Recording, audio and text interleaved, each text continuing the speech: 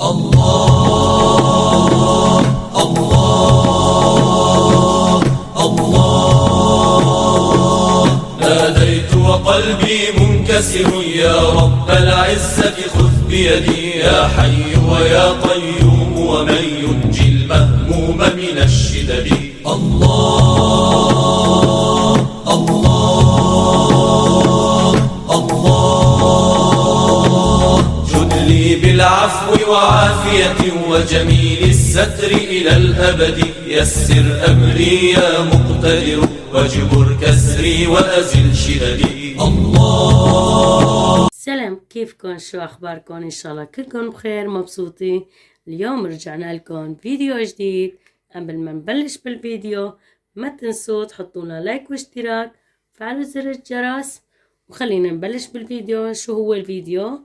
خير والسلامة، ينعاد عليكم بخير والسلامة وينعاد علينا جاي رمضان بخير والسلامة. مشان رمضان حبيت أنزلكم هالفيديو وكتير حلوة. سما نشتري من برا ونعملها عنا بالبيت، مكونات سهلة يعني، مكونات بسيطة. وشو هو الفيديو؟ رح نعمل حلاوة بالبيت، حلاوة طحينية طبعا رح نسويها بالبيت. بثلاث طرقات بدي اسوي لكم اياها. من قبل انا منزله حلاوة، بس هاي بدي انزلها كذا طرق بدي انزلها. حبيت نشارك معكم ونشوف كيف رح نساويها. هلا رح نبلش بالفيديو. هون عنا كاستين حليب بودرة، وعنا نفس الكاسة كاستين سكر بودرة، وعنا كاستين طحينة، وهون عنا فستق حسب الرغبة، هذا بيرجع لكم. وعنا ظرف فانيليا. أنا معبية الكاسات طحينة، بس بدي أضيف شوية تانية حليب، لأنه مشان ما يطلع السائل كتير. إذا بدكم تعملوا كاسات بكاساتهم لازم تقللوا كاسات. مثلا طحينة ما تعبوها كاسة مليانة وكاسة تانية، يعني 3/4 الكاسة طحينة بتكفي هيك لعيار كاستين، عرفتوا؟ وسكر ما عندي كاسات مشان نفس المقاس يطلعوا. حطيت كاسة وراح أضيف كاسة تانية. ونفس مكونات الحليب راح أضيف شوية تانية مشان ما تقولوا بعدين صارت كتير وقليلة. هلا راح نبلش مع بعض. بسم الله.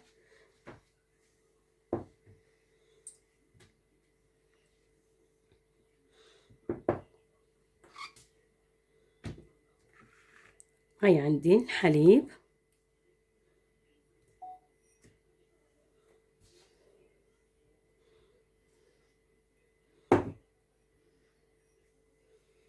وهون عندي السكر بودرة.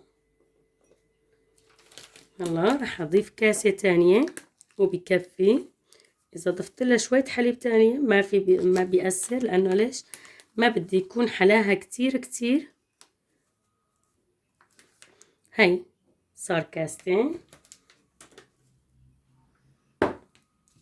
وهاي الفانيليا، ظرف فانيليا مشان تعطينا نكهة طيبة. وهلا رح اخلط المكونات هدول الجافة مع بعض، وبعدين رح نضيف عليها الطحينة. وانه ما بدها عجن كتير، بس انه حيث يشوفوا بعضهم. هلا رح اضيف عليها الطحينة.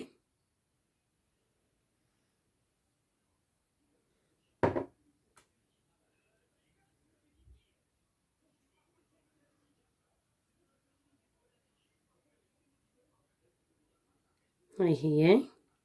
وهلا رح اخلطهم خلط عادي بالمعلقة بالاول، وبعدين رح اخلطهم بايدي هنا حيث يشوفوا بعضهم ما بده عجن.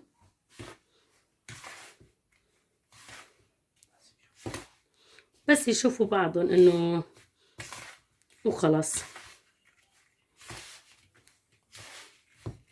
كتير سهلة وكتير طيبة.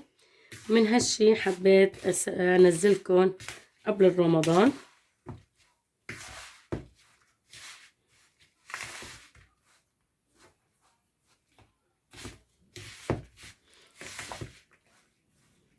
اخلطها كلياتها وبرجع لكم.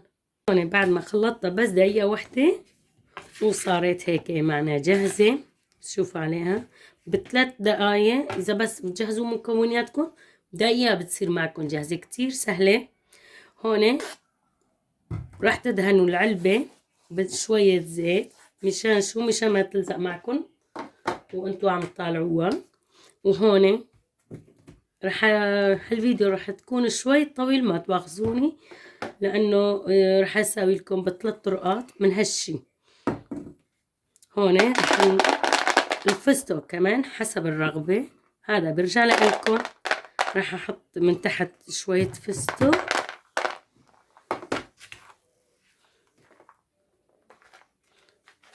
راح نحطها بالعلبة وراح نضغطها كتير كويس وراح نحطها بالبراد لمدة 3 ساعات، وبعدين طالعوا تاكلوها ما أحلاها. وهي انتوا عم تسووها دوقوها، ما أطيب طعمة الحلاوة تطلع معكم. عن جد فرجة وطريقة سهلة وطيبة. هلا بحطها بالعلبة بظبطها وبنرجع. بعد ما ظبطتها وكل شي بسم الله ما شاء الله شوفوا عليها. هلا رح احطها بالبراد، رح اغطيها واحطها بالبراد، وبعدين نجي بنشوف مع بعض كيف الشكل، كيف صارت معنا. شوفوا عليها المنظر بسم الله ما شاء الله. بعدين بنشوف مع بعض. وهلا بنجي على الطريقة الثانية لنشوف مع بعض كيف رح نساويها. اجهز المكونات وبنرجع. رجعت لكم هلا الطريقة الثانية. رح نشوف مع بعض نفس المكونات لنشوف. هون عندي كاستين سكر، عندي هون كاسة رح اضيف كاسة تانية سكر، عندي هون كاستين حليب بودرة، وهون عندي كاسة و3/4 طحينة، وهون عندي قدر معلقتين كاكاو، وعندي هون ظرف فانيليا. هاي هي مكونات تبعتنا. رح نفضيهم هلا. خلينا نبلش نشوف مع بعض.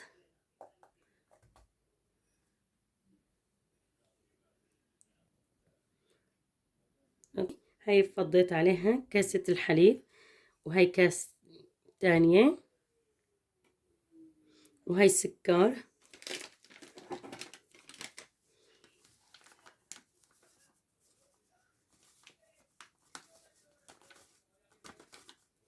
وهاي كاسة تانية، وظرف فانيليا،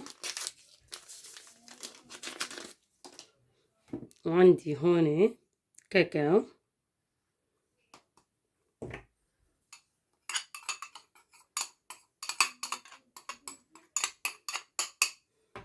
هلا نخلط مكونات الجاف مع بعض.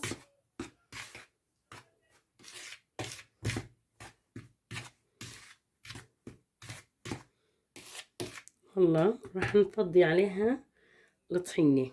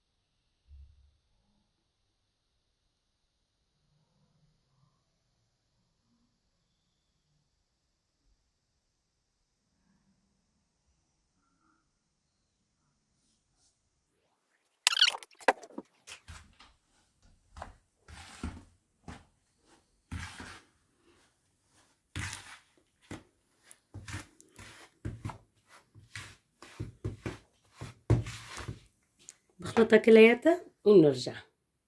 عندي هون حسيتها شوي لسه ناشفة. شو راح أضيف عليها؟ معلقتين طحينة، بس معلقتين مو زيادة، معلقتين راح أضيف عليها مشان العيار تكون مظبوطة معنا. هاي هي بس معلقتين، ما بدنا نكترها. وكل واحد بيشتغل ببيته، ما بيحط كفوف. هون واحد عم بيطبخ لحاله نفسيته، وإيديه طبعا نضاف. هلا بخلطها وبرجع. هون بعد ما عجنتها شوي صغيرة، شوفوا عليها، بسم الله ما شاء الله، طلعت معي ما أحلاها. عجينة متماسكة كتير كويسة، ما بدها عجن كتير. وهون مثل العادة دهنوا شوية زيت على العلب مشان ما تلزق معكم. دي هون الشوكولاتة حبيبات، راح نشوفها. راح أحطها شوي صغيرة تحت العلب، هيك برجع لإلكم، اختياري مش إجباري.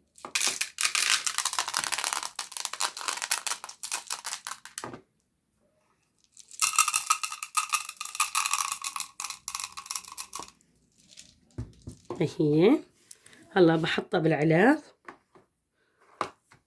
وبظبطها وبنرجع. بعد ما حطيتها بالعلب جهزتها، شوفوا عليها الملمس، شوفوا عليها فرجة عن جد. تاني نوع خلصت معنا جهزت، رح احطها بالبراد. بجهز المكونات الثالثة وبنرجع مع بعض. رجعنا بعد ما جهزت المكونات، رجعنا نسوي مع بعض النوع الثالث. رح نشوف، ونفس الزبدية ما بتأثر، نفس الزبدية ما بتأثر، ما له على يعني. هون عندي كاسة ونص، هون عندي كاسة ونص طحينة، وعندي هون النوتيلا. أي نوع شوكولاتة متوفرة عندكم تقدروا تضيفوا لها، ما بتأثر. وهون عندي كاستين حليب، راح أضيف كاسة تانية، راح أساوي كمية كويسة. وهون عندي السكر، راح أضيف نص كاسة تانية سكر، وهي هي. وشوكولاتة للتزيين، شوكولاتة حبيبات للتزيين. وعنا هون ظرف فانيليا. وخلينا نبلش.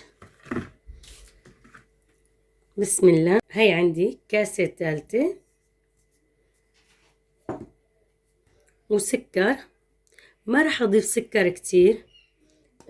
بغطيت يعني كاسة ونص بتكفي، لأنه النوتيلا كمان فيها نسبة السكر كتير كويس. من هالشي ما راح أضيف سكر كتير. هاي كاسة ونص بتكفي هيك. وظرف فانيليا.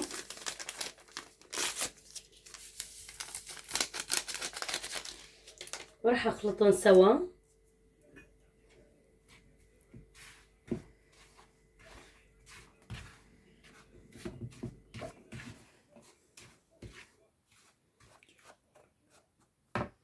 راح أضيف طحينة.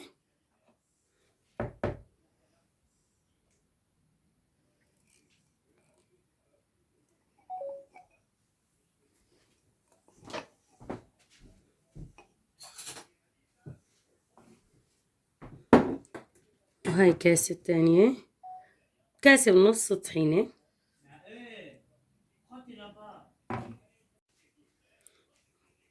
هاي الكاسة التانية.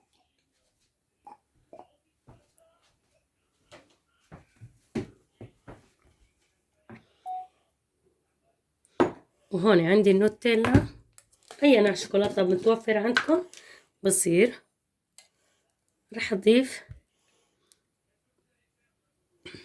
3 معالق عشان تعطيني نكهة نوتيلا.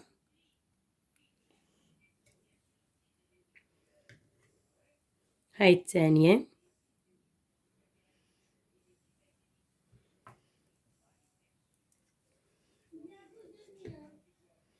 هاي الثالثة.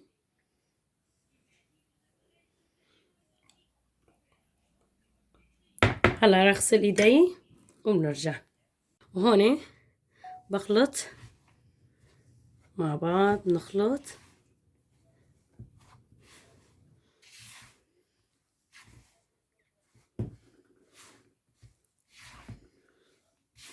هلا خلطة بسيطة، وطبعا نخلط بإيدينا كمان.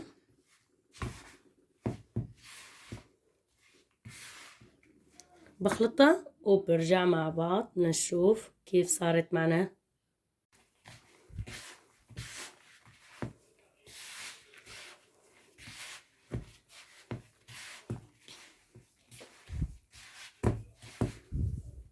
وهيك جهزت معنا حلاوة بالنوتيلا كمان، ودهنت العلب بشوية زيت مثل العادة، وهي كمان دهنتها. كنت رح انسى حبيبة شوكولاتات كمان، رح احط شوي صغيرة. وهدول تزيين اختياري مش اجباري.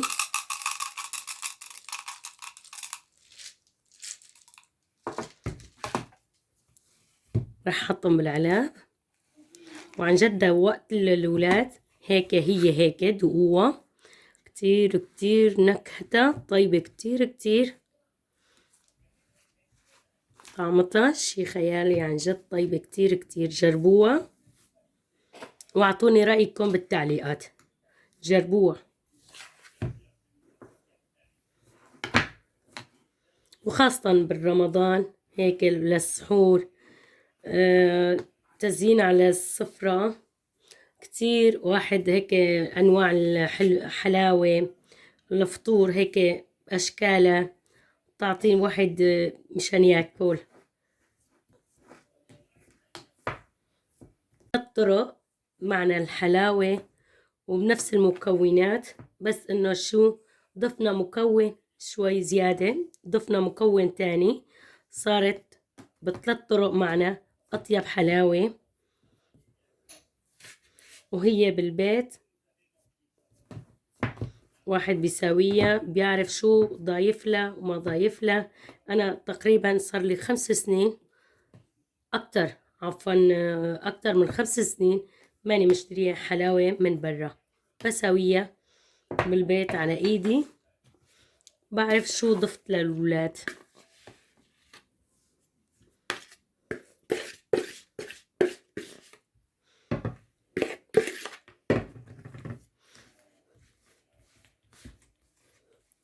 هيك الفيديو طول معكم، انه واحد ما يصور ويعملها، يعني ما بتاخد شي 10 دقايق، ما بتاخد ثلاثتهم بثلاث مكونات، يعني طرق، بثلاث طرق ما بتاخد معكم 10 دقايق، عفوا 10 دقايق. بس انا وهو عم بصور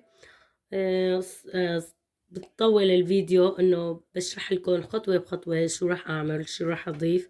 بس انه اذا واحد من دون التصوير يعني ما بتاخد معه 10 دقايق، بصير معه جاهز.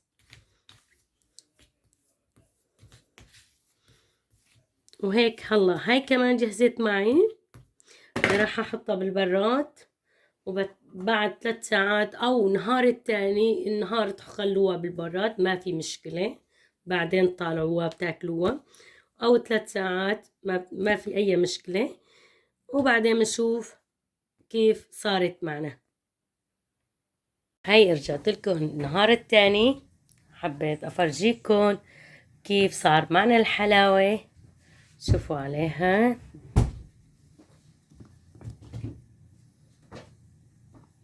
بسم الله ما شاء الله. شوفوا على العلاب كمان. هلا راح اقلبهم هدول وراح ارجع. الله الله الله، ناديت وقلبي منكسر يا رب العزة خذ بيدي، يا حي ويا قيوم ومن ينجي المهموم من الشدد. الله الله الله، جد لي بالعفو وعافية وجميل الستر إلى الأبد، يسر أمري يا مقتدر واجبر كسري وأزل شددي. الله الله الله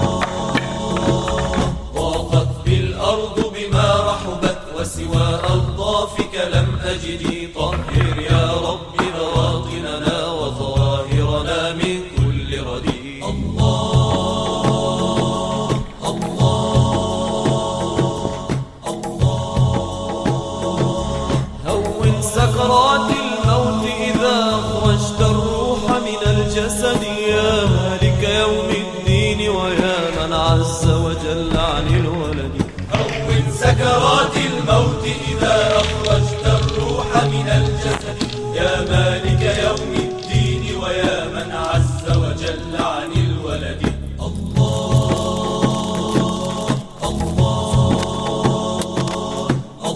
وهون بعد ما قلبت العنب بتشوفوا عليها بسم الله ما شاء الله. هيك زينتها كمان تزيينة بسيطة.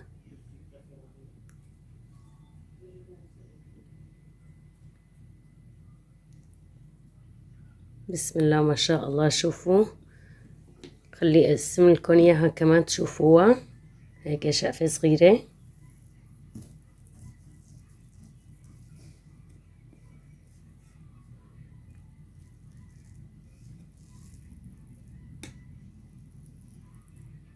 شوفوا عليها من جوا بسم الله ما شاء الله. عن جد حلاوة حلاوة بتطلع، يعني مو مزح، عم بقلكن كذا سنة عن جد عم بساويها وما في فرق بين اللي بساويها بالبيت وبين المحلات. خليني اقسم لكم هاي كمان. هاي تبع النوتيلا. شوفوا عليها بسم الله ما شاء الله. وهاي تبع الكاكاو. خليني اقسم لكم هاي كمان لتشوفوها كلياتها.